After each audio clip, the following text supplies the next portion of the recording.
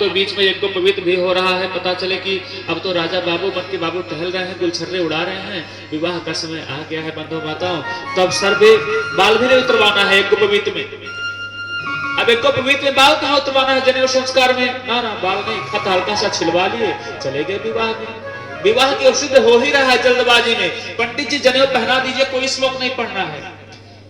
हमारे जीवन में विवाह से भी बड़ा द्विज ब्राह्मण होने के लिए यज्ञोपवीत होता है। द्विज ब्राह्मण, विवाह के बाद आप द्विज नहीं हैं, द्विज तब आप होते हैं जब आपका यज्ञोपवीत संस्कार होता है। विवाह से ये भी बड़ा बताया गया है।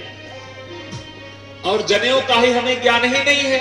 अच्छे अच्छे ब्राह्मण लोग, ब्राह्मण की बात कर रहा हूं, ब्राह्मण से छोटे किसी की बात नहीं कर रहा हूं। वैसे तो यज्ञोपवीत ब्राह्मण क्षत्रिय वैश्य शूद्र सब धारण करते हैं।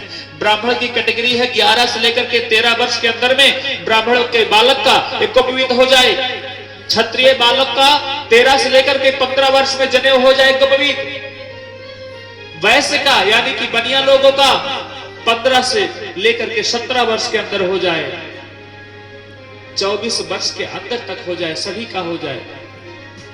शूद्र का दिया गया है कि वो जब संन्यास धारण कर दे, किसी आश्रम में या किसी कुटी में घर से अपना जात छोड़ करके चला जाए, भगवान का भक्त, साधु साई में सत्य हो जाए, सतत्व में रति हो जाए, तब शूद्र के लिए विधि है कि वो यज्ञोपवीत करके भगवान में रम जाए। विधि सबकी है। और सबसे बड़ी बात बता दें कि जो ब्राह्मण कहा गया है, हम क्यों ब्राह्मण की बात करते हैं? किसी को बुरा भी लग सकता है, महाराज जो ब्राह्मण की खिंचाई करते हैं, क्यों ना करूंगा भैया, आप तो ब्राह्मण हैं और ब्राह्मण भगवान के मुख हैं। भगवान के पास एक मुख नहीं है, 2 मुख है, एक अग्नि एक ब्राह्मण। जब कहीं पर यज्ञ अनुष्ठान होता है तो अग्नि में आहुति दिया जाता है, क्या कहा जाता है?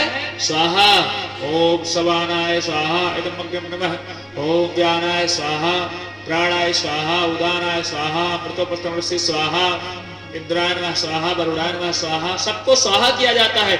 वो स्वाहा नहीं, भगवान का भोग प्रसाद लगाया जाता है। भगवान अग्नि के माध्यम से आहुति पाते हैं। और खाते क्या है?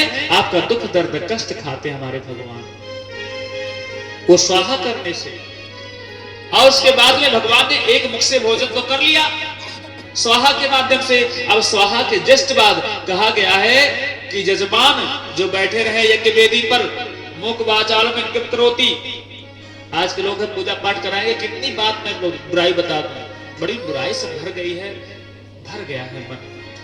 अब किसी का चेहरा देखने का इच्छा नहीं करता, किसी का कुछ भी करने का मन नहीं करता, ना कुछ खाने की इच्छा, ना पीने की। अपनी विधि में लगते रहें और करते रहे, बस वही रखते राम में ठीक है। लोग पूजा करा रहे हैं, अच्छे अच्छे विद्वान, हाय हेलो, ठीक है ऐसा कर देना। दुनिया कमर लेके उसी गद्दी पे बैठे हैं पूजा पाठ कराते समय। कहा गया है पूजा पाठ करते समय बोलना नहीं चाहिए, नहीं बोलना चाहिए, निषेध है। कैसे कल्याण होगा? लोग कहते हैं इतना पूजा करते हैं, इससे पूजा करने से नहीं होता है। अगरबत्ती दिखाने से कल्याण कराने के लिए उसके विधि के बारे में जानना पड़ता है। करा रहे हैं पूजा, 50 बार बोलना है, फुलवा लाओ, थरिया लाओ, लेके बैठना नहीं चाहिए क्या? एकदम चुप हो करके पूजा में भी चल सकता है बोलने के लिए, लेकिन आहुति डालते समय जब तक आपका आहुति संपन्न हो जाए बंधुओं माताओं, तब तक हमें अपना ओष्ठ भी नहीं हिलना चाहिए। अगर ओष्ठ हिल रहा है तो मात्र स्वाहा कहा जाए, उसके नाते हिले। बहुत बड़ा दोष लगता है जो एक अनुष्ठान में बोलते हैं, नहीं बोलना चाहिए। यज्ञ नारायण की पत्नियां अपने व्याख्यान में भागवत महापुराण में जब गोवर्धन पर्वत के लीला में उनके तलहटी में भगवान श्री कृष्ण गोचारण करने के लिए जाते हैं तो कहते हैं भगवान श्री कृष्ण मुझे बड़ी भूख लगी है, जाओ वन में, और वन में कुछ ऋषि लोग यज्ञ कर रहे हैं और उनकी पत्नियों से भोजन प्रसाद मांग लाओ। भगवान के मित्र ग्वालवाल श्रीदामा मनसुखा और मधुमंगल जाते हैं, ऋषियों से कहते हैं, डरते हैं घर में जाते समय। उनकी पत्नियां, ऋषि पत्नियां अंदर रहती हैं महल में, घास फूस के छप्पर में, वही महल है उनका। ऋषि से जाते हैं, उस समय ऋषि लोग क्या करते हैं? आहुति डालते हैं, भगवान को भोग लगाते हैं, आहुति डाल रहे हैं, हवन कर रहे हैं। मधुमंगल ने कहा, अरे महाराज जी हमारा कन्हैया भूखा है, भोजन प्रसाद दे दीजिए। कहते इशारा करते हैं, यहां से निकल जाओ, आहुति डाल रहा हूं, बोलना मना है। भगवान से जाकर के बताते हैं कि आहुति डाल रहे हैं, बोल नहीं रहे हैं। भगवान ने उनको फटकारा है कि ये अनुष्ठान करते समय बोलना नहीं चाहिए। आहुति डालने कैसे बोलेंगे? जाओ यज्ञ की पत्नियों से मांगो, जो उनकी ऋषि पत्नियां हैं उनसे मांगो, वो दे देंगे। और घर में घुस जाना अगर नहीं मिलेंगी वो।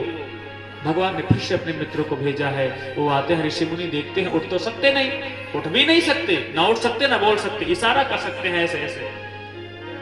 सभी ग्वाल बाल जाते हैं, ऋषि पत्नियों से कहते हैं कन्हैया आया है, भूखा है बहुत। सभी लोग भोजन प्रसाद बना करके भगवान की भगवत्या को जान करके जाती हैं गोवर्धन भगवान के तलहटी में और अपने गोद में बैठा करके ठाकुर जी को भोजन प्रसाद करवाती हैं। बहुत विलंब हो गया, ऋषिगण लोग आहुति डाल चुके हैं, उठ गए, इंद्राय नमः स्वाहा करके, ओम शक्राय नमः स्वाहा करके उठे।